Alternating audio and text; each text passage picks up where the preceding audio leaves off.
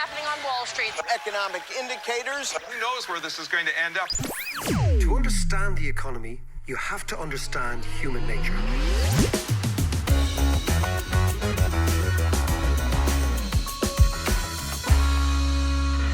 How are you doing there? It's David. Happy New Year to you. This is the first podcast of 2020. And it's going to be a very interesting one.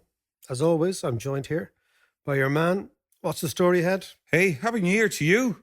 Did you have a good one? We had a fantastic one. A bit long, a bit late, a bit silly, as always is the case. But it's good, you know, and now we're in that sort of phase. And of course, I went back to Neil this morning. Oh, Jesus. The bloody fitness, the boxing. I'm starting to get back on Monday and I'm actually dreading it. It's a killer. Yeah. But he's a whole new regime lined up for us, I believe. So you start to say... Well, obviously you're very special. There's no regime. I am special, There's no regime lined up for me. But yeah, no, I was boxing, I was skipping, I was lifting weights, and I feel about 108 right now. I'm not too sure this is good. But you know, like I've got my new sort of Daniel Ortega Combat Greens, Sandinista. Straight out of Guatemala. Sandinista. The Clash should never have released a triple album, but there you go. That's another point of reference we can come back to. But no, all is good. All is good. So how are you, man? All good? Yeah, it was all good. It was all good with me. But come here. Like I'm here. This weekend, I woke up and sure enough, Mr. Trump had given us a lovely New Year's present. Oh, yes. In Iran. In Iran. And I'm just going, like, honestly, I know this is something that's been building up for a while. And there's been lots of willy waving and stuff. But now he's after blowing up Soleimani. Is that your Soleimani, yeah. And I'm trying to figure out, is this an impeachment distraction? Is this for real? Is this Israeli driven? What's going on? Because some of the hashtags trending over the weekend is, believe it or not, Franz Ferdinand, as in not the band. The band one-hit wonders? Maybe a bit like Trump? Were they one-hit wonders? No, they had a couple of... Take Me Out. Yeah. Take Me Out. That was their big one, They were kind of Scottish, weren't they? Yeah, they were. They were good, but they weren't good enough. But Franz Ferdinand and World War III. So, tell me, what's going on? What's your take on this? Okay, well, the interesting thing is, John, I thought this week's podcast was going to be about price-earnings ratios in the S&P. I was going to... Oh, thank God. I know. But I was going to discuss finance and economics and whether the stock markets were overvalued and what's going on with the bond rate, la-di-la-di-la, and what's going on with long-term interest rates and what's going on with QE, which has been kicked off again in the States, more or less. Actually, to be honest, we haven't been doing enough economic stuff, so we probably need to come back to the finance stuff. We'll come back to the finance. Yeah. It's always interesting, but like yourself, I turned on the telly, I saw that the Americans had assassinated Soleimani.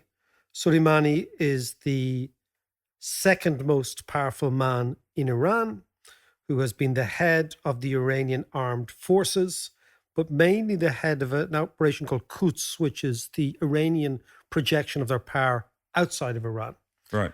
And he has been a thorn in the side of the Americans, not least because since the invasion of Iraq, the general picture has been one where the Americans have not only been not on the ascendancy, but have been in the descent. So Iran is a Shiite Muslim country. Yeah. Shia Muslims are a small minority within the overall Muslim population of the world. But Iran is their center. Most of them being Sunni. Most of the other Muslims are Sunni. Shia Muslims are, if you take it in the Irish context, it's a bit like Catholic versus Protestant. The Sunni are more Protestant. They're more pure to the book. They believe much more in direct relationship with God. They believe in what they call the one God and one God only. The Shia are more like Catholics. They're much more likely to have, for example, imagery in wherever they worship. They're much more likely to be mixed with non-Muslims. They are much more likely I'm talking historically, to actually blend it in with different populations. It's all about the cousin though, isn't it? It's about, apparently, theologically, it's about the cousin. Yeah. It's always about the cousin. It's man. always the cousin. Yeah, you must have a cousin you can't stand. Everyone's got a cousin. The undertones, my perfect cousin. It's all about, if you want to get to the bottom of Shia and Sunni, it's actually through the prism of Fergal Sharkey. My perfect cousin, what was his name? Kevin. And what was the second line? My perfect cousin. I like to do, he doesn't. He's his mammy's pride and joy. Exactly. Okay. So, but that's the theological. So let's go back to it. So Shias exist in Iran, in Iraq, a small amount in Syria, a lot relative to the local population in South Lebanon, a lot in Pakistan, about 20% of Muslims in Pakistan are Shia, and about 4 million in Afghanistan, and also in Yemen. So that's their neck of the woods. When the Americans go into Iraq, the world thinks America is going to be the dominant power. Yeah. And of course, the reason the Americans went into Iraq, one of the reasons, was to show Iran who was boss in the area. What has transpired because of the total fuck up in Iraq and the fuck up in Syria is that Iran, rather than being the power that was going to be denigrated by the American presence, has become the operational power. So there is what they call a Shiite crescent from the Caspian Sea, close to Russia, all the way to the Mediterranean. And right at the center of that is Iran. And again, one of the smaller cities where the Shia are now in power is Baghdad in Iraq. Okay. So that's the background noise. The Americans have largely destroyed their own settlement in the Middle East through the war in Iraq. The Iranians support Assad in Syria. Assad is neither a Sunni nor a Shia. He's what's called an Alawite, which is another small tribe from northern Syria and southern Turkey. Are they kind of conservative? They're an offshoot. They're a Muslim tribe, but they're not part of the major Muslim idea. And they've done a lot of deals, the Alawites, with the Christians over the years, because we forget that basically that part of the world is the fulcrum of civilization. So you have Christians, you have Jews, you have Muslims, you have Sunni Muslims, you have Shia Muslims, you have all sorts. You have Sufis and the whole lot. Sufis, yeah. The Sufis were largely from Syria. You have, of course, then Greeks, Greek Orthodox, Armenians, all these tribes. So when you look at the borders that are drawn in the Middle East, they were drawn by a thing called Sykes-Picot, which was two civil servants, one called Sykes and one called Picot, one British, one French, in 1917, who redrew the boundaries of the old Ottoman Empire into invented new countries. One invented country was Syria, one invented country was Lebanon, one invented country was... They were just literally drawing lines in the sand. Not only were they drawing lines, but you know the West Bank? Yeah. What we know as the West Bank. Yeah. That was the West Bank of the Jordan River. That was called Trans-Jordan, and that was rubber stamped by Churchill after at least 2 bottles of whiskey. He had no idea what he was talking about. He was geeyed, right? Yeah. He said, right, okay. So this is all mad stuff. 1,000 miles from the UK, who cares? The United Arab Emirates, Abu Dhabi, Dubai, Saudi Arabia, these are all invented countries. Entirely new countries. Yeah. Invented when the Turkish/Ottoman Empire, the Ottoman Empire, collapsed in 1917. The only country, and this is the interesting thing, in the region that is not invented is Iran. Iran is the country with the longest civilization, ruling civilization in the world. Yeah. You go back to Cyrus and Darius, the Persian empires. This is really old stuff, right? So when we think about the region, Iran is not like Syria. It's not like Iraq. It's not like Lebanon. It's not like Israel. It's a much more formidable society and country. Yeah. It has been, of course, since the Islamic Revolution in 1978, and particularly for the Americans, since the capture of the American embassy in 1979, a place that America has built into being the most difficult adversary. Iran is also very close to Russia. So Putin is sitting in the Kremlin and he's just laughing. He's saying the Americans are going to get bogged down again with the Iranians. Yeah. And then, of course, you have the relationship between Turkey and Iran. So the two old tribes, I remember a Turkish friend of mine said, we were talking about the region, and she said, look, Dave, it's very simple. He says, there's two old tribes here. There's us, the Turks, and the Persians. You call them Iranians, but we call them Persians. Right? Yeah. She goes, the Arabs, they're kind of new to the gig. And you know what? When they run out of oil, they'll disappear as well. Yeah. We're the old tribes. Well, it's interesting because when I was in BBC World Service, as I always refer back to that, we always refer to them as the Persians as well. It was the Persian section. Yeah. But how much of this is driven by Israel? Like, what's Israel's the Israelis, take on this? It's not Israel. It's more Netanyahu's side of Israel. The Israelis need the Americans to feel profoundly insecure in the region in order for the Americans to continue supporting Israel, which is not really in their interests long term. Okay? It's not really in the American interest. Yeah, not really. I mean, why should the Americans go to war with the Arab countries over Israel? It doesn't really make any sense, except for the fact that the Americans have a very powerful Jewish lobby. Well, I was going to say, but also it's a very strong base for them, right in the center of the action there. Yeah, but they have a base called Saudi Arabia. They have a base called the United Arab Emirates. That's so true, okay. My point is that under Netanyahu, the Israelis have shifted their. So okay, let's go back and see it, right? 30 years ago, Israel is surrounded by enemies. Yeah. Lebanon, Syria, Jordan, Egypt. You have the 6-Day War. You have the Yom Kippur War. The settlement thereafter means that Egypt, having made peace in 1977 with Israel, is more or less on the American side. So they've taken out the big enemy. Over time, the Americans do deals with Saddam Hussein in the war with Iran. Yeah. So the idea that Israel is America's only ally in the region isn't really that persuasive. But Netanyahu, who's been in power for 20 years, and this is a great thing for him, because he's going for re-election for the third election in a year in Israel. If he can suggest that there is a likely war between Iran and America, that will freak out the Israelis. They'll vote for him in huge droves. So and he, by the way, just won the leadership election of the Likud party by a long way. By a long way, because the Likud party realized that Netanyahu, whatever you like or don't like about him, he's a good campaigner. He's a really wily politician. Yeah. And he's still around. Corrupt as fuck. Well, he knows that if he loses, he's probably going to prison.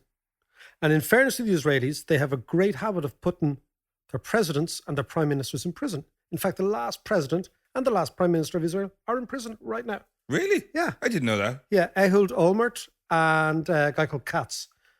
Right, the president and the prime minister. Right, okay. So, and Sharon would have been in prison and Sharon's kids were in prison. I mean, the Israelis are quite good at, following through. Putting their own prison. Anyway, so let's go back. So all this is going on, but also the Americans under Trump have had this obsession with Iran. So much so that it's amazing to think that only 3 years ago, Iran was being brought back into the Western fold. The Iran nuclear deal was brokered by the European Union. President Obama was on board. The Iranians are on board. They were going to give full visibility to their nuclear power program. In return, we were going to lift sanctions on them. They were basically coming back into the real world. Yeah. The last person who wanted that was Putin, because he likes his friends in the region feeling very anti-Western. Yeah. Trump comes in and decides that Iran is an existential threat, not to America, but to Israel. Tears up the nuclear. That was almost day one, wasn't it? Yeah, it was kind of a ridiculous thing to do. So therefore, America and Iran have been on high alert against each other. Yeah. However, then he also, by the way, moved the American embassy to Jerusalem, which was also a red flag. Yeah, it was, but I think that's more symbolic than anything else. Right. That's my own sense. It stirred it up, though. It stirred it up. There's no doubt it did stir it up. Yeah, there's no doubt of that. But I would put the Israelis out of the equation for the moment. I'll come back to them in a second, right? So I think when you assassinate somebody from a drone, it's not a sign of your technological prowess. It's a sign of your military weakness, right?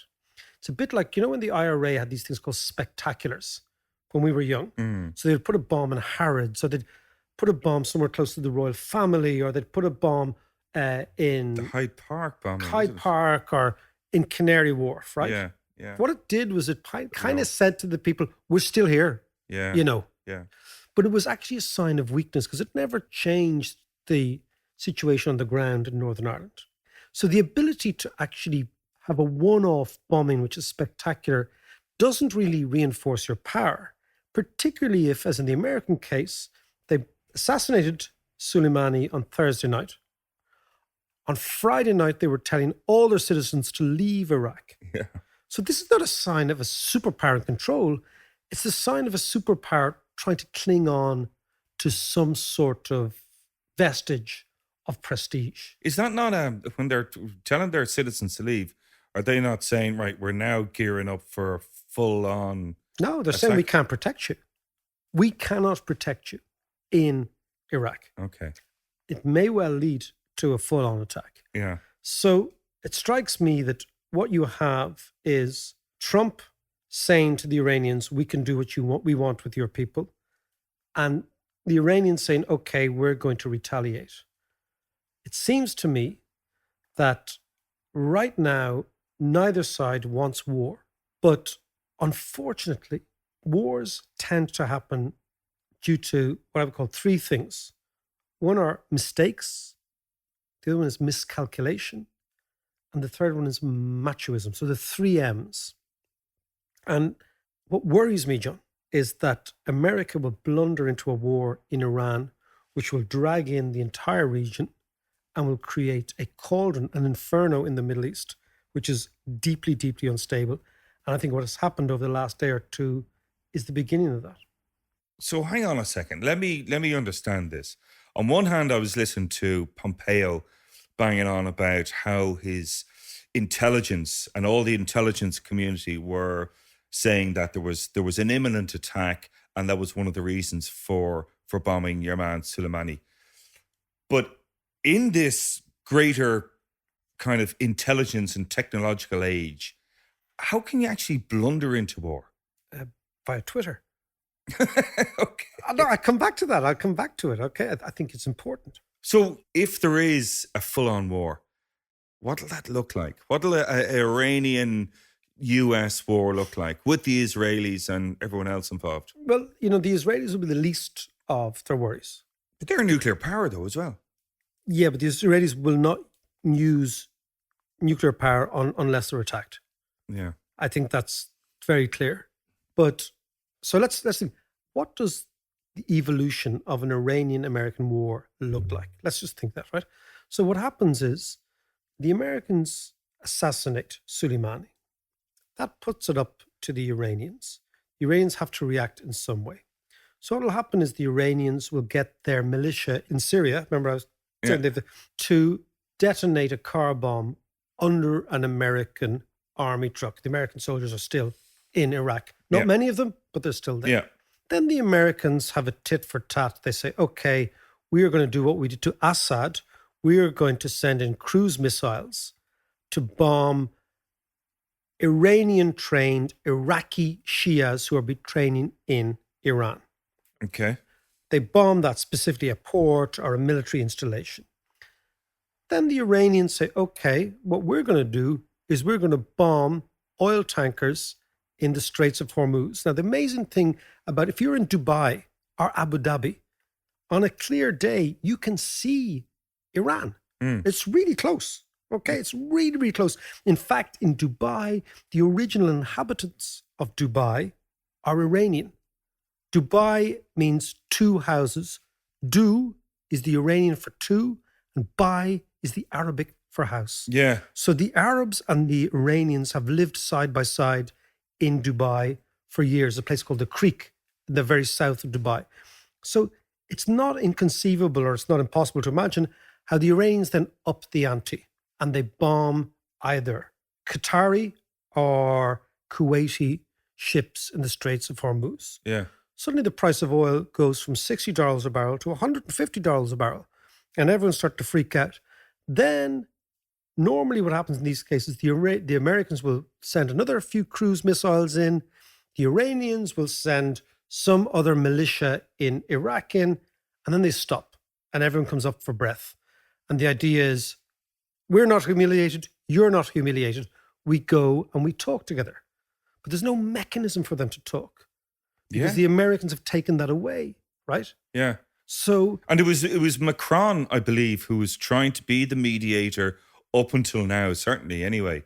Yeah. And Trump doesn't like Macron and vice versa. So, and also you've got to see from the Iranian perspectives, why would you trust America?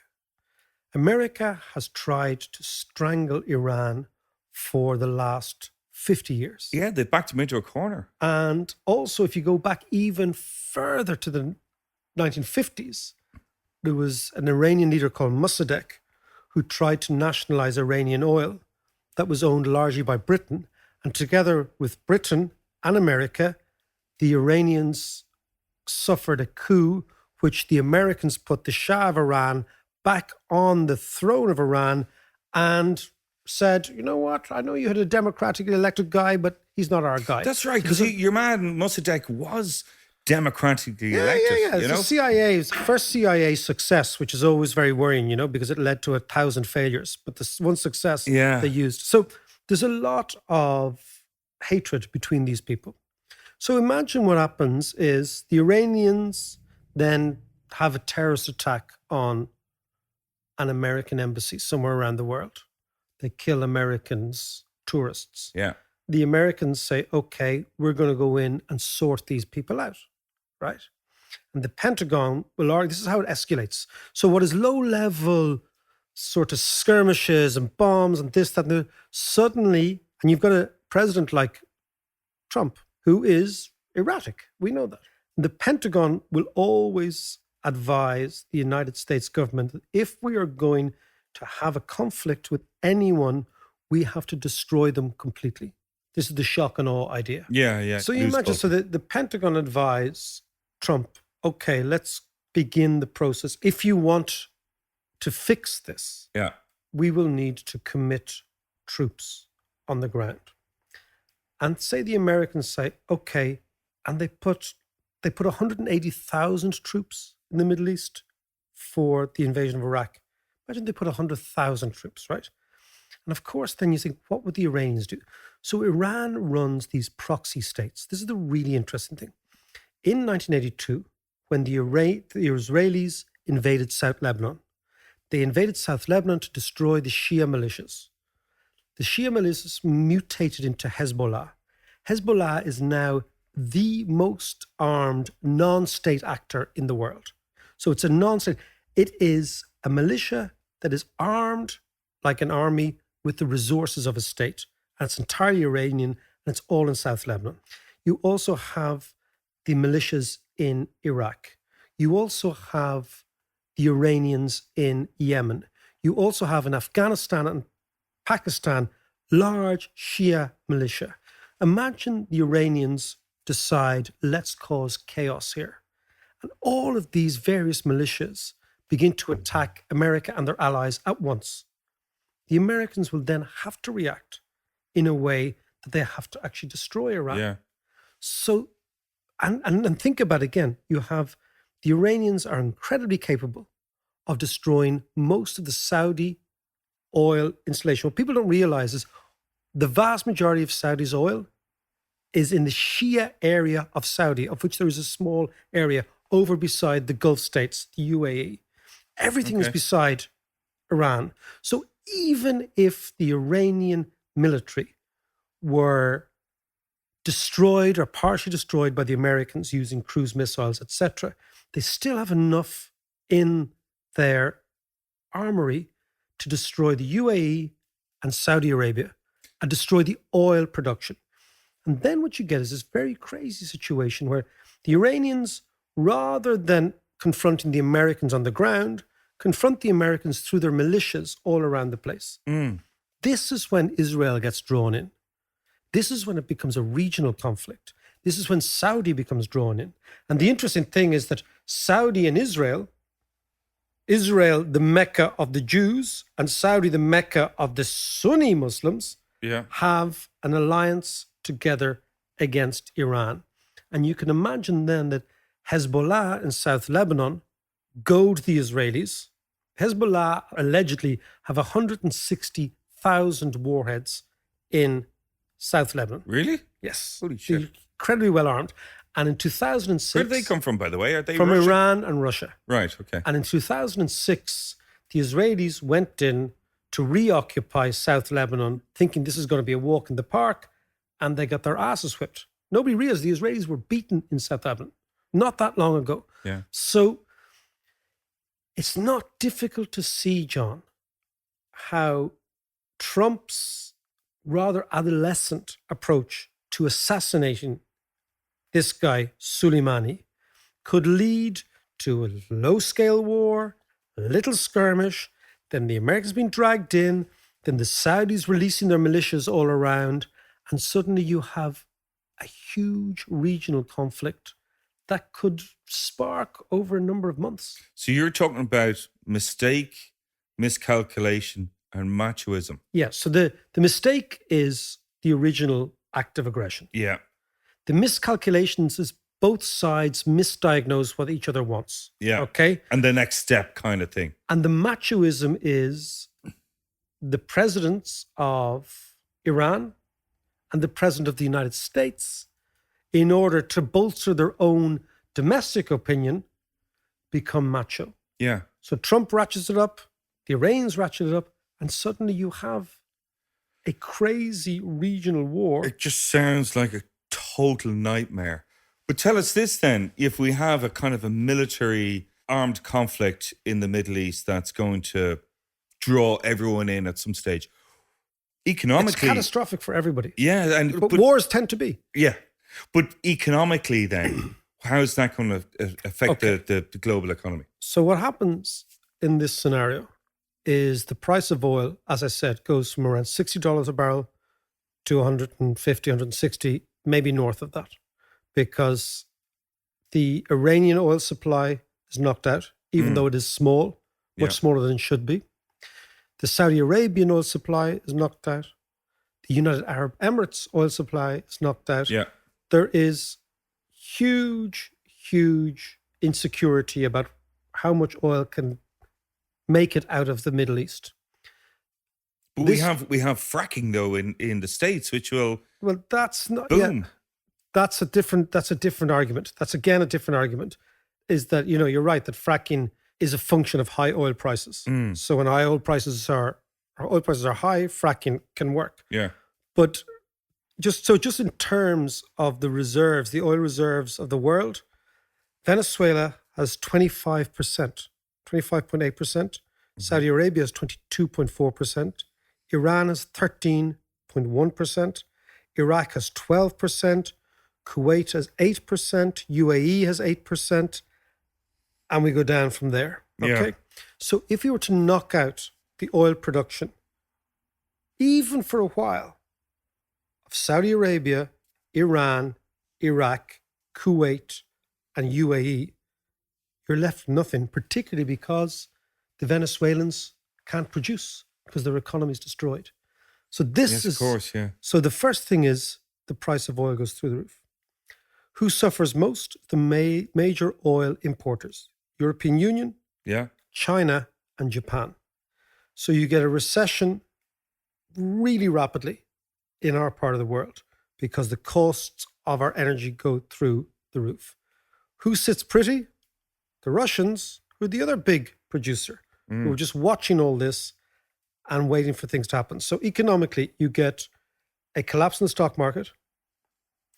You get a massive, massive supply shock recession, the likes of it we haven't seen since 1974 or 1981.